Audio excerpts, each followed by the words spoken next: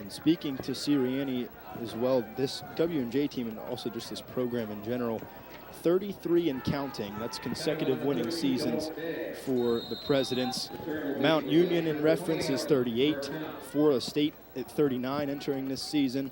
And the big one, I'm not even sure who that is, to be completely honest, the little cat-like logo on the game. Linfield? Is it Linfield? Come on now. I don't know that. Division III football. 60 straight, though, for Linfield. So W&J's got some room to go for there, but another good season this year. It's Sierra on first down, up towards the 30-yard line. He'll be tackled at the 29-yard line, tripped up, falling forward for a gain of 9 on 1st and 10 for Sierra. And for the Jackets running the football in the first half, Sierra 9 for 30, under 3 yards a carry, but you've had those effective runs on first down. It's been the tackles for losses that have really sunk the drives for the Jackets, so it's good to stay positive. And 9 on first down, I know Coach Shepis is thrilled. H-back set for Waynesburg on 2nd down. A couple of receivers to the near side. That's Kendra and Steele, as well as a man out top. That pass, actually, that's Devon Johnson. I beg your pardon, as Johnson catches the screen pass, goes out in the flat towards the 34-yard line, and it gets the first down.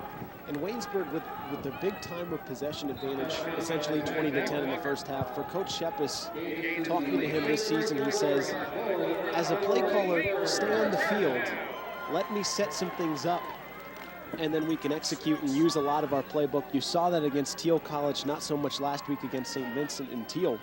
That was the formula for success, 42 points. Perone in the gun, again an H-back set with DeGilio as that H-back on the left side of the offensive line. It's the handoff to Sierra on first down. He'll pick up a couple. Tackle made by Zach Walker on the play. Linebacker for Washington and Jefferson coming up after a gain of 2 for Sierra. Minute and a half in to this second half. Waynesburg by 3. Had a touchdown from Sierra in that first half, had a 26-yard field goal from Mike Ryle. And the score for Washington and Jefferson, a David Kincaid 1-yard run in that first half, where we stand now. It is a couple of receivers out to the left. Tavon Johnson on the topmost of your screen. Kevin Barnes in the slot with DeGilio, the H-back, Steele to the bottom.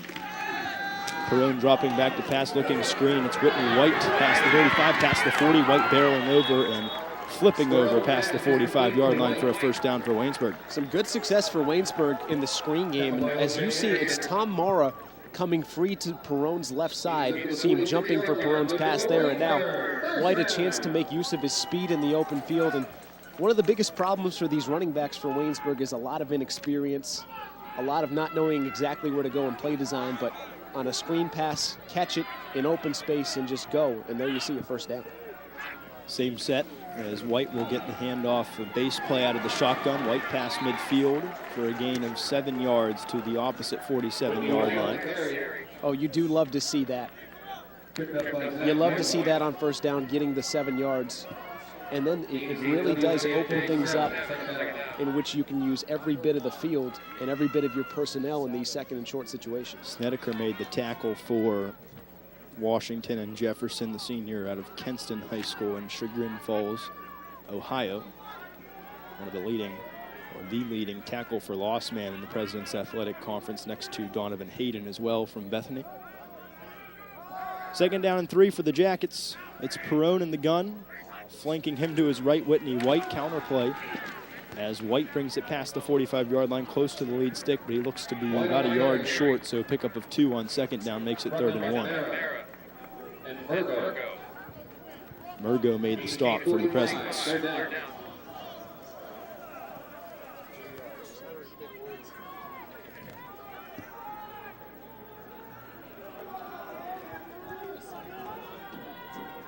Perone, the redshirt freshman, coming last spring to Waynesburg University from Seton Hill University, or is a Division II football program. He redshirted his freshman season, so coming and playing his first season of eligibility here, replacing Jake Doherty after his collarbone injury. Pass to Kevin Barnes over the sideline is complete, as Barnes is knocked out of bounds at the 33 by Luke Murhott.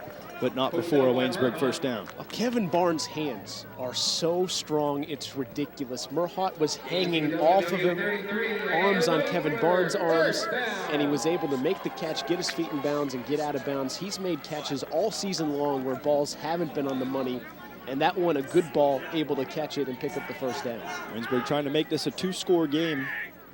A couple of tight ends on the field, DeGilio and Watts, as the handoff goes to Sierra up in the middle. He's thrown forward for about a yard on the play, so 2nd down and 9. Tackle made by Torrey Carr. And there you see the graphics for Kevin Barnes, an all-PAC performer a season ago, a guy who last year against W&J put up 128 receiving yards and a pair of touchdowns, so believe it that Coach Sirianni and company know his name and his number after last season. And was a quarterback converting to a wide receiver the last time these two teams played at John F. Wiley Stadium a couple of years back. That 31-28 overtime victory off the boot of Scott Lewis, who has since graduated. Perone back to pass in the gun on 2nd down and 9. He's looking for Barnes, has it off the fingertips of Barnes, but a little outstretched, overthrown to the right in the middle of the field. It's incomplete. 3rd down and 9 coming up. And they love to use Barnes down here near the red zone. Him attacking the middle of the field inside the hash marks, particularly. We saw it against Teal College. We've seen it plenty of his touchdowns. He's got 5 on the season coming in that middle third of the field. The 3rd down and 9 once Waynesburg breaks the huddle, breaking in a spread set. 4 wide receivers on the bottom of your screen, bottom towards the offensive line. It's Cooper, Tavon Johnson, and Barnes. Kendra, the lone man up top.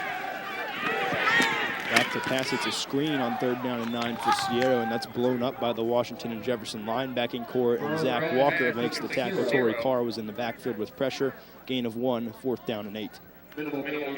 Interesting decision now for Coach Shepis. His offense has done a nice job taking 5.5 minutes off the clock. A punt into the end zone, another touchback from John Hager. That only moves you up 12, 13 yards. So the offense on the field, clock running down, and another timeout situation, or potentially taking the delay of game and then sending out Hager and the punt team. Looks like Waynesburg's going to take a timeout here. Coach Shepis down there with the side judge waiting until it got to the last second. So a timeout for Waynesburg. That gives us a chance to check down with our sideline reporter, Chelsea Withers. What do you have? All right, guys, thank you. So we have the green game where Bethany is currently trailing St. Vincent 28-13. The Mercer County Cup, Grove City is currently trailing Teal 34-13. And a tied game for the academic pool with Case Western tied with Carnegie Mellon University at 7. And then the game, Westminster is leading 17-0 over Geneva. It's back up to you guys. Well, my guy Ryan Radke must be having a nice day against the Grove City College Wolverines. Look out for that academic bowl result, because in terms of Division III football and the PAC championship, it still hasn't been decided. Thomas More ran the table unbeaten. However, Case Western Reserve also unbeaten in the PAC, so a couple of undefeated teams. So that Case Western CMU matchup, huge implications. Case, if they win, a 10-0 season, and odds are they're one of your teams that is in the Division III Football National Championship Tournament. Perhaps an at-large bid for Coach Yes. Debelak and the boys. And it would be the 4th undefeated season for Case Western under Coach Debelak. Saw Case Western beat this Jacket team 35-7 a couple of weeks back at John F. Wiley Stadium. 4th down and 8. Perone in the gun, 4 receivers in the set. Spread book is going to Tavon Johnson over the far sideline. Out route will be incomplete off the hands of Johnson. Good hit by Tim Blair in coverage on the sideline. And it's a turnover on downs. W&J will take over with 9:02 to go in this 3rd quarter. And for the offense, you don't come away with points, but you eat up 6 minutes of clock. You continue to shorten this game. I'm not sure 10 points will be enough to beat W&J and the high-powered offense that they have, but so far, so good for the second half. Pistol for Pete Coughlin. Lead option play as Coughlin comes up over the 35-yard line, stretching it out towards the near sideline, and will be run out of bounds by Justin Wilco. No tackle made. Instead, Coughlin moves the sticks to the 46-yard line. In that first half, Coughlin gained 49 yards on the ground. Another carry there picking up a first down. And he's run more and more this season in terms of those designed runs, whether that be read or option looks, and over 100 yards a couple times this season already as well. Pistol look again, H-back set for W&J as they go over the middle. It's Coughlin complete inside the 30-yard line on the opposite side of the field into Waynesburg territory. That is Jake Cullen with the reception, the tight end, off the option play. Cullen's the second leading receiver for W&J at 281 yards a game. As Cullen makes a couple of men miss, and then on 1st and 10, it's Coughlin from 27 yards out, President's lead. Touchdown, W&J.